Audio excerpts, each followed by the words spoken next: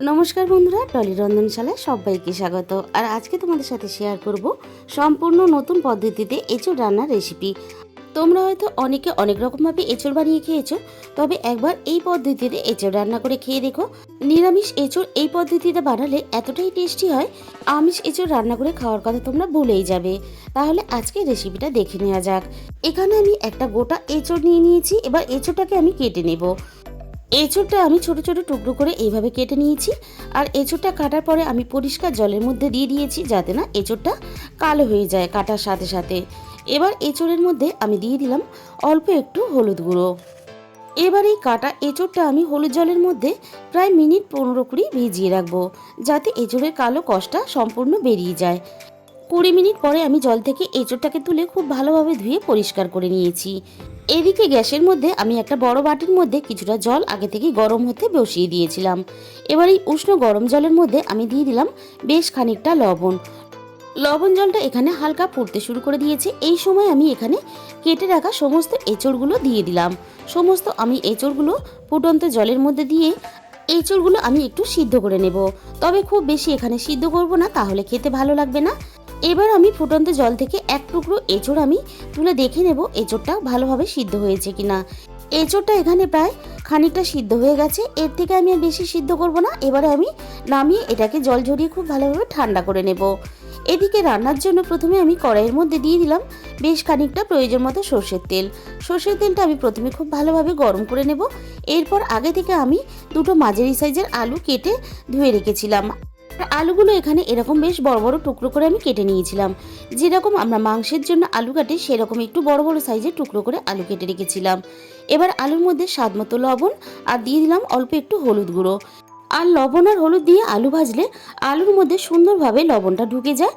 আর অল্প একটু হলুদ দিয়ে ভাজলে আলুর গায়ে ভাজার কালারটাও তাড়াতাড়ি চলে আসে। আলুটা বেশ দেখতে ভাজার পরে সুন্দর লাগে। এখানে আলুটা আমার ভাজা রেডি হয়ে গেছে। সমস্ত আলুগুলো আমি প্রথমে তেলের থেকে ছেঁকে তুলে নিলাম। এবার ওই একই তেলের মধ্যে আমি সিদ্ধ করা এঁচোড়টাও দিয়ে দিলাম। এঁচোড়টাও ঠিক একইভাবে আমি আলুর মতো করে ভেজে নেব। তবে খুব বেশি আমি এখানে এঁচোড়টা লাল লাল করে ভাজবো না। এঁচোড়ের গায়ে একটা ভাজা ভাজা কালার চলে আসবে, আমি এরকম করে এঁচোড়টা ভেজে নেব। আমি এখানে এঁচোড়টা একটু ভেজে রান্না করব, তবে তোমরা চাইলে সিদ্ধ করা এঁচোড় দিয়েও রান্নাটা তোমরা করতে পারো। এঁচোড়গুলো আমার ভাজা রেডি হয়ে গেছে। এবার আমি এঁচোড়গুলো কড়াই থেকে আমি নামিয়ে নিলাম। ভাজা এঁচোড়টা একটু ঠান্ডা করে নিয়ে আমি এঁচোড়ের মধ্যে দিয়ে দিলাম হাফ চামচ পরিমাণ ঝাল লঙ্কার গুঁড়ো। আর এখানে আমি টক দই নিয়েছি প্রায় 4 চামচের মতন। এবারে এই এঁচোড়ের মধ্যে আমি 2 চামচ পরিমাণ টক দই দিয়ে দেব। বাকি দইটা আমি রান্নায় পরে ব্যবহার করব। এরপরে আমি এখানে হাফ চামচের একটু কম দিয়ে দিলাম গরম মশলার গুঁড়ো। এবারে হাত দিয়ে আমি খুব ভালোভাবে এঁচোড়টাকে মাখিয়ে নেব। এইভাবে একটু এঁচোড় ম্যারিনেট করে নিলে এর স্বাদ কিন্তু আমিষ এঁচোড়ের রান্নার স্বাদের থেকে অনেক বেশি ভালো হয়। এই পদ্ধতিতে তোমরা একবার এই নিরামিষ এঁচোড় বানিয়ে খেয়ে দেখো, আশা করি তোমাদের খেতে ভালো লাগবে। এবার আমি 5 মিনিটের জন্য রেখে দেব। অপরদিকে ওই একই কড়াইয়ের মধ্যে আমি আবারও বেশ খানিকটা সর্ষের তেল দিয়ে দিলাম। এবার আমি এখানে ফোড়নে দিয়ে দিলাম অল্প একটু গোটা জিরে, আর সাথে দিয়ে দিলাম দুটো তেজপাতা কুচি।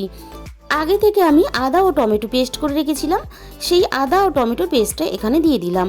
এবারে খুব ভালোভাবে একসাথে নাড়াচাড়া করে আমি কষিয়ে নেব, যাতে আদা ও টমেটোর কাঁচা গন্ধটা চলে যায়। আর এঁচোড় রান্না করতে গেলে তেলের পরিমাণটা একটু বেশি লাগে, তবে তেলের পরিমাণটা তোমরা নিজেদের মতন করে ব্যবহার করতে পারবে। এবার আমি এখানে দিয়ে দিলাম হাফ চামচের একটু বেশি হলুদ গুঁড়ো, আর দিয়ে দিলাম 1 চামচ পরিমাণ ঝাল লঙ্কার গুঁড়ো, আর দিয়ে দিলাম এখানে হাফ চামচেরও বেশি ধনে গুঁড়ো, আর দিয়ে দিলাম হাফ চামচেরও বেশি জিরে গুঁড়ো। এবার আমি এখানে কালারের জন্য আমি এখানে দিয়ে দিলাম হাফ চামচের একটু বেশি কাশ্মীরি লঙ্কার গুঁড়ো। এবার আমি মশলাটা খুব ভালোভাবে কষিয়ে নেব। আর এই মশলাটা কষানোর সময় হাতে সময় নিয়ে একটু মশলাটা খুব সুন্দর করে কষিয়ে নিতে হবে। মশলাটা যত ভালোভাবে কষাবে এঁচোড়ের স্বাদটা কিন্তু ততই বেশি ভালো হবে। যেহেতু নিরামিষ এঁচোড় রান্না, তাই মশলাটা খুব ভালোভাবে কষিয়ে নিতে হবে। যে টক দইটা আমি রেখে দিয়েছিলাম অল্প একটু জল দিয়ে ফেটিয়ে আমি এখানে দিয়ে দিলাম। টক দই দিয়ে আবারও আমি মশলাটাকে খুব ভালোভাবে কষিয়ে নেব। আর টক দই দিয়ে মশলা কষানোর সময় অবশ্যই গ্যাসের ফ্লেমটা একেবারে লোতে দিয়ে রাখবে, তা নাহলে টক দইটা ফেটে যাবে। আর টক দই যখন রান্নার কাজে ব্যবহার করবে একেবারে ডাইরেক্ট ফ্রিজ থেকে বের করে রান্না করবে না, তাতেও টক দইটা ফেটে যেতে পারে। এবারে আমি এখানে দিয়ে দিলাম স্বাদ মতো চিনি। আর নিরামিষ রান্নাতে অবশ্যই একটু চিনি ব্যবহার করতে হবে। আর তাছাড়া আমি এখানে টক দই ব্যবহার করেছি, তাহলে স্বাদের ব্যালেন্সটা ঠিক থাকবে। এবারে আমি টক দইয়ের বাটি ধুয়ে অল্প একটু জল দিয়ে দিলাম। এবার আমি এখানে ম্যারিনেট করে রাখা এঁচোড়টাকে দিয়ে দিলাম। এবার এঁচোড়টাকে মশলার সাথে খুব ভালোভাবে কষিয়ে নেব।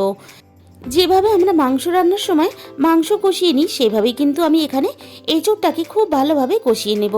মশলার মধ্যে আমি যে জলটা দিয়েছিলাম সম্পূর্ণ কিন্তু আমি এইভাবে এঁচোড়ের সাথে কষিয়ে আমি জলটা টানিয়ে নিয়েছি। এবার আমি ভেজে রাখা আলুগুলো দিয়ে দিলাম। তোমরা হয়তো বন্ধুরা খেয়াল করেছো, আমি কিন্তু এখানে মশলার সাথে এখনো পর্যন্ত লবণ ব্যবহার করিনি। যেহেতু এঁচোড়টা লবণ দিয়ে সিদ্ধ করা আছে আর আলুটাও লবণ দিয়ে ভাজা আছে, তাই লবণটা আমি পরে বুঝে ব্যবহার করব। আলুটা সব কিছুর সাথে খুব ভালোভাবে নাড়াচাড়া করে মিশিয়ে নিয়ে এবারে আমি এখানে প্রয়োজন মতো জল দিয়ে দিলাম।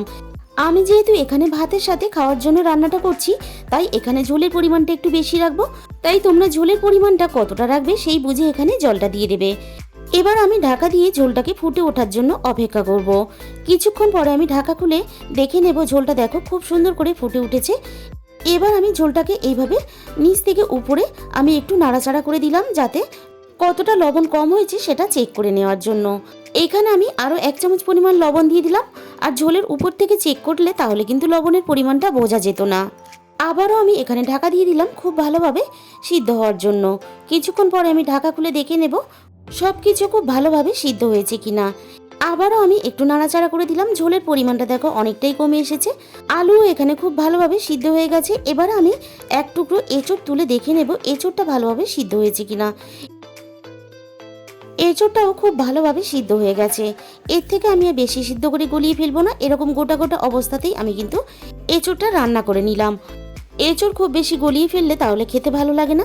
এরকম গোটা গোটা থাকবে অথচ সিদ্ধ হয়ে যাবে, তবেই কিন্তু এঁচোড় খেতে ভালো লাগে। তবে তোমরা চাইলে তোমাদের মতো করে সিদ্ধ করে নিতে পারো। সব শেষে আমি এখানে দিয়ে দিলাম বেশ খানিকটা গরম মশলার গুঁড়ো। গরম গরম ভাতের সাথে খাওয়ার জন্য তৈরি হয়ে গেল দারুণ স্বাদের নিরামিষ এঁচোড়ের রেসিপি। তাহলে বন্ধুরা আজকের রেসিপিটা ভালো লাগলে অবশ্যই ভিডিওতে একটা লাইক করো আর প্রচুর প্রচুর শেয়ার করো। আর যে সমস্ত নতুন বন্ধুরা এখনও পর্যন্ত আমার চ্যানেলটাকে সাবস্ক্রাইব করনি, অবশ্যই আমার চ্যানেলটাকে সাবস্ক্রাইব করে পাশে থাকা বেল আইকনটা প্রেস করে দিও, যাতে আমি কোনো নতুন রেসিপি আপলোড করলে সবার আগে তোমার কাছে পৌঁছায়। সবাই সুস্থ থেকো, ভালো থেকো আর পরের রেসিপিটা ঠিক সময়ে দেখে নিও।